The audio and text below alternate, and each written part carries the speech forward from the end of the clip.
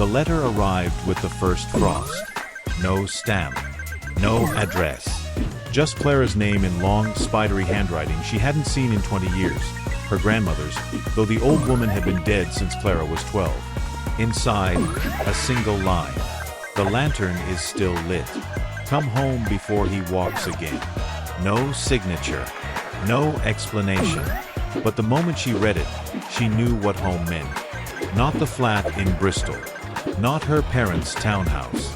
But the cottage on Blackmoor Farm, the place they'd abandoned the night her uncle drowned. She hadn't been there since. No one had. Not officially. But that night still pulsed behind her eyes like a bruise. A boy face down in the marsh. A lantern still burning in the reeds beside his body, though no one remembered lighting it. And the whisper she heard, underwater, though no one else had gone in. He's not done walking. The cottage hadn't aged. That was the first wrong thing. The paint should have peeled. The moss should have eaten the steps. The windows should have gone blind with grime. But they hadn't. The door opened before she touched the knob. And the lantern was waiting, still lit, on the old hook by the hearth. Same glass. Same blue flame, flickering but steady. She stared at it for a long time. And then, without fully choosing to, she whispered, "Is it still you?" The flame swayed once to the left, as if nodding. The wind picked up behind her. Outside, the fens rolled out like ink, black, wet, endless. And somewhere out there, through the fog, footsteps, not boots, bare feet on wet ground, slow, rhythmic, patient. One, who was, one, who was. She froze, but the lantern pulsed again, and this time it spoke. Don't open the door. He doesn't knock twice. She shut the latch and backed away, heart pounding. The footsteps stopped, right outside the wall. She could feel the boards vibrate with each shallow breath he didn't take. Then came the voice, wet, slurred, bubbling. Clara. Her knees went weak. It wasn't fear. It was recognition. Because the voice matched a memory she had buried. Her Uncle James, holding her hand as they walked the fun edge. Telling stories of the man who drowned 3 times but never stayed dead. Only now the voice said, "He remembered you. You watched. You lit the lantern, didn't you?" "No," she whispered. But the flame behind her flickered. A stutter, like guilt. And suddenly, she remembered. That night, the lantern wasn't already there. She had lit it, at the edge of the marsh.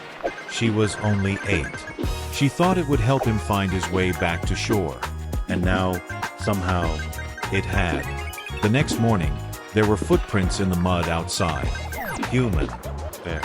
But each step was filled with water, as if the prints weren't pressed in, but poured, leading from the edge of the fawn to the porch, and back again. She tried to leave, got into the car, turned the key. The engine sputtered once and coughed water. Thick, black, foul-smelling. Something had filled the exhaust.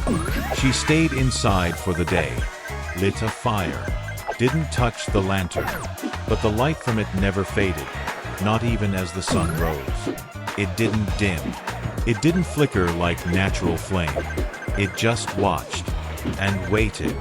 By midnight, she began to remember the old story. Not one her uncle told. The real one. Whispered by her grandmother, the last night they stayed in the cottage. About a man who drowned for love, but came back because no one remembered his name. About how the fens keep what you forget, and how sometimes, if you leave a light burning after death, they use it to find the way back. The lantern had been lit when her uncle drowned. She remembered that now. She lit it, not to summon, just to help. But the fens don't care about intentions, only paths and promises. That night, she woke to find the door open, not blown, opened. Deliberately. The wind was still. The floor was wet. And beside her bed, a trail of footprints. ending at the hearth, where the lantern flame was out. She tried to relight it. Matches snapped in her fingers. The wick refused to catch. And then, a voice from the window. Not calling this time, just whispering. "You forgot to ask him to stay dead." She turned, and through the fog, on the edge of the font, stood a figure. Tall, barefoot, soaked, mouth open too wide, and eyes empty, but staring straight at her. Clara didn't sleep that night. She sat on the floor beside the cold hearth, the dead lantern in her lap, and tried to convince herself she hadn't seen what she saw. But the mud on the floor said otherwise. So did the handprint on the window. 5 long streaks of water, trailing downward. Like someone had pressed their face to the glass, then slowly slid down. Or waited. She spent the morning searching the house. Attic, cellar, the root cellar behind the kitchen. Everything smelled faintly of salt water now. Not from the sea, but the stale, sweet stench of standing marsh. In the upstairs linen closet, she found something that hadn't been there before. An oilskin coat. Her uncle's. Still soaked.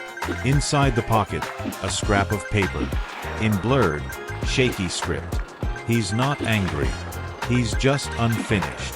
Don't let the lantern go out again." She relit it.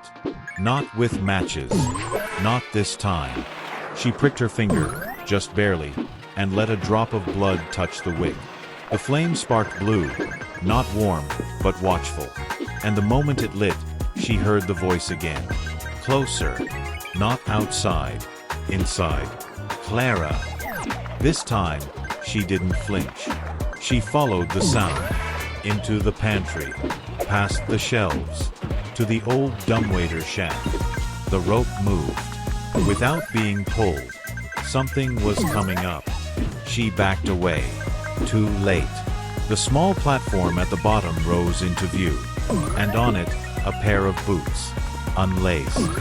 Soaked. Empty. Yet standing upright, as if being worn by nothing. A faint trail of marsh water trickled from their soles. She slammed the shaft shut, blocked it with a chair, and sat trembling in the kitchen until the blue lantern sputtered. Not out, just nervous. That afternoon, she walked the edge of the fawn, lantern in hand. The marsh grass parted for her, not naturally, like it remembered her steps. At the spot where her uncle's body was found, the reeds had bent into a circle. Inside it, a photograph, wrapped in oilcloth. She opened it, black and white. A young woman, her grandmother, standing beside a man Clara didn't recognize. The back read, "The first walker. He didn't come back alone." She felt the pull before she heard the footsteps. Squish. Pause. Squish. They came from across the water, but there was no visible path. Just thick mud and reeds. Still, the sound drew nearer, and as she turned, she saw something impossible. The lantern's flame flickered blue in the water, beneath the surface, as if there was another flame below, reflected, mirrored, but upside down. A whole second lantern burning inside the marsh. She bent down and saw it, an entire room inverted, beneath the fawn surface, a mirror of her cottage, flickering fire, blue light, a figure moving inside, not walking, floating. She recoiled. The voice came again, this time her uncle's. "You never looked down. You only lit the way back, not the way through." Suddenly, she remembered the old legend. Not the bedtime tale, the whispered one. The fawn doesn't drown you. It duplicates you. What walks back is what was willing to sink. She ran. But the fog was thicker now. The path to the cottage bent where it hadn't before. She found herself back at the tree line, facing the same crooked willow, though she hadn't passed it on the way out. The fawn didn't just hold water. It held routes, and hers were being rewritten. That night, the rain came, hard and fast. By midnight, the house groaned with moisture. She sealed every door, lit candles, set the lantern beside her bed, and still a drip, drip, drip from the ceiling. She climbed the stairs, heart thudding, into the attic, where she hadn't gone in years. At the center, a single puddle, directly beneath a small hatch to the roof. She opened it slowly. Rain lashed her face. Wind whipped her hair. And there, at the edge of the roof, stood a man. His back to her, coat billowing, bare feet balanced on the peak of the roofline. Unmoving, breathing. He turned.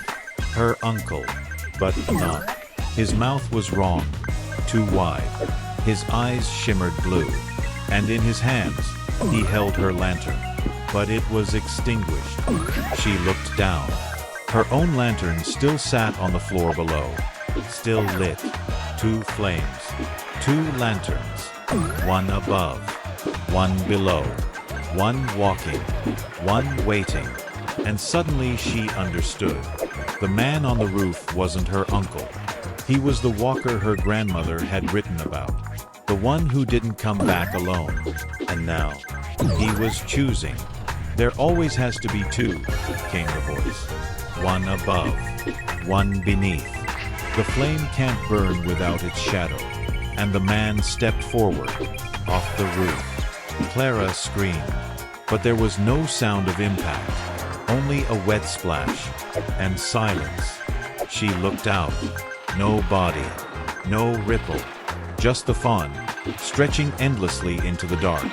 And in the distance, 2 lanterns, burning side by side. The next morning, Clara found the second lantern inside the house. It sat on the kitchen table, opposite her own. Identical in every way. Same cracked brass frame, same fish scale pattern in the glass, same blue flame. Only this one hummed, low, wet, like wind passing through a throat half full of water. She hadn't brought it in. No one had. And yet it was warm, flickering, lit from below. She dared to touch it. The glass felt soft, not like metal, but like skin just before decay. She pulled her hand back. The flame inside flared once. Not angry, hungry. She turned to look at the original lantern, the one that had never gone out. But it was gone. Not stolen, not misplaced, just missing. As if it had stepped away when she wasn't watching. She ran outside. Fog. Again. Thick and strangely warm. The fawn should have been quiet, but now it sang. A low chorus. Not music. Not words. Just the throb of water pushing against breath. And every few steps she took, she saw the same thing. Footprints. Hers. Barefoot. Trailing ahead. She followed. Not because she wanted to. Because she had to. The prince led her past the old willows, beyond the ridge where her uncle had once pulled her out of the mud as a child, to the old ferry dock, half submerged, its posts gray with lichen. There, resting neatly on the last plank, was the original lantern, still lit. But beside it stood a man, back turned, not moving. "James," she called out. He didn't answer. His coat was the same, the boots, the slumped posture. But something was wrong. Too still, too clean. She stepped closer. He didn't flinch, didn't breathe. The closer she came, the colder the air. Her breath fogged, but not his. Then he turned, and she understood. It wasn't James. It was her. Her own face. Her own eyes. But empty. Like someone had carved her reflection from ice and filled it with fen water. Its mouth moved, and though no sound came out, the words pressed against her skin like breath. "You carried me here. Now I carry you back." The creature stepped off the dock, not into water, but into her, straight through, like a mist. Her chest tightened. Her vision swam. The dock, the fog, the reeds, all blurred. And for a moment, she wasn't Clara anymore. She was something beneath her, lying at the bottom of a still pool, staring upward, waiting for light. When she came to, she was home. But not the same cottage. No, this was the mirror version. The one beneath the fawn. Every object in reverse. Every window showing only black water. The lantern flickered overhead, on the ceiling, burning upside down. And standing in the doorway was the other Clara. Still wet. Still smiling. But now wearing her voice. You weren't supposed to remember, the reflection said. What am I? You're the second. The one who watched. The one who lit the way back. Too soon. You mean James? No. Before him. The first one. The walker who drowned 3 times and still knocks. He didn't find a way back. He found you. The mirror version stepped closer. Her smile grew wider than possible, and her shadow moved the wrong way, toward the light. There always has to be one above, one below, she said. It's balance. That's all. Clara turned and ran, but the doors led nowhere. The stairs spiraled upward into water. The windows pulsed like lungs, and every mirror she passed showed a different self. One weeping, one crawling, one screaming underwater. But none of them looked free. She returned to the kitchen. The lantern was gone. Again. In its place, a note etched into the tabletop, burned into the wood. Some flames are not for lighting the way. They're for holding the door open. Suddenly, she understood. The lantern wasn't a beacon. It was a lock. And when it went out, he came through. Whoever, or whatever, the first walker was, he had always needed someone's light to move. And hers had been burning since she was 8. She closed her eyes, steadied her breath, and whispered, not to herself, but to the one listening below. I want to see you. No more shadows. No more doors. The room flickered. Glass shattered. Water rushed in, but she didn't drown. Instead, the kitchen dissolved into a path of blue flame, each step of it floating above dark water. She walked, and at the end of it, a mirror, tall, smooth, floating upright in the middle of the fawn. Within it, a man, tall, drenched, faceless, but made of water that remembered. He stepped forward, and from behind the glass, he spoke in dozens of voices. Hers, James's, her grandmother's, overlapping in a single sentence. You left the door open, Clara. You left me. She touched the glass. It rippled. And on the other side, her reflection reached back. Only one of them could walk away. Clara stood before the mirror that floated over the fawn, an impossible slab of water held vertical by will alone. On the other side, herself, not as she was, but as she might have become, had she never left Blackmore. The eyes were older, the mouth tighter, and in her hands, she held the lantern. The original, still lit, still blue, still humming. The voices came again, not in words, but pulses, heartbeats of memory. A child falls into water. A light goes out. A name is whispered, but not finished. A door opens, just enough, and something slips through. Not a man, not a ghost, but a gesture. The act of returning. The pull that never stops once the flame is lit. Clara stepped closer to the mirror. The water inside it did not reflect. It watched. What are you? She asked softly. The mirrored version of herself tilted her head, then spoke. But the voice was wrong. Masculine, ancient, multiplicitous. I am what never made it back. I am the second breath no one takes. I am the name that was never given, but still remembered. Clara's mouth was dry. Why me? The figure smiled. And for a moment, it was James's smile. Because you lit the first flame. And the first flame never forgets its match. The water mirror began to pull. Not physically, not yet. But she felt the pressure behind her eyes, the ache in her bones. Like she was being remembered into someone else's body. The wind stilled. The fawn darkened. And somewhere behind her, the second lantern, the one that had followed her, lit itself. Then came the voice behind her, a whisper she hadn't heard in years. "Clara, don't listen to him." She turned. Her Uncle James stood by the edge of the fire path, pale, not ghostly, real.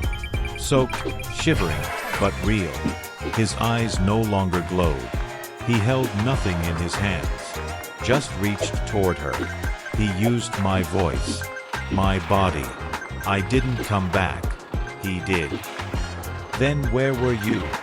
she whispered, trapped beneath.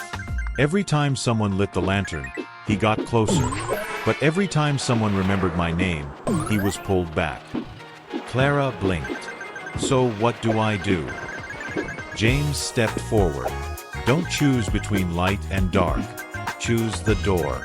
Then shut it." Behind her, the mirror cracked.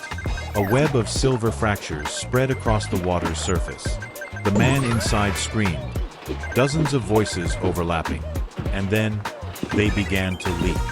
Faces, hands, memories, pouring from the cracks like ghosts with gravity. Clara grabbed her lantern and ran. The path of flame collapsed behind her, each step barely catching as water chased her heels. The house rose ahead, no longer the cottage. It was the original, untouched version. Before time, before drowning, the first house. And on its porch sat the third lantern, dark, unlit, waiting. Clara reached it, fell to her knees, took her own flame, the one she had kept since childhood, and touched it to the third wick. The flame caught, white, not blue, and with it, the door behind her closed. Hard, fast, like breath held too long. The screams stopped, the water receded, and the mirror shattered fully, not into shards, but into memory. Clara remembered everything. The moment she first saw James vanish into the fun, the voice she followed, the child she had almost been, the light she had never meant to keep burning, and the name, the true name, of the thing that walks when flames don't go out. Calomere. A name too old for graves, too wet for stone, too wide for a single voice. By dawn, Blackmore was still again. Clara walked the fens alone. No voices, no echoes, no paths shifting beneath her. At the far end of the marsh, she found a lantern sunk in the water.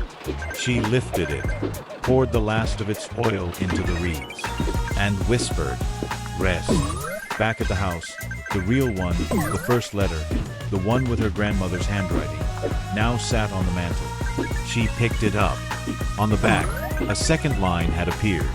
Invisible before, now clear. If you light the way, make sure you know how to close it. She smiled, folded the paper, and placed the third lantern, now unlit, beside it. She didn't leave the cottage. She chose to stay, but not to trap anything, not to watch, to keep, to guard the silence where once a name tried to walk. And each night, she lit a small candle by the window, not for summoning, but to say, "No door is open tonight."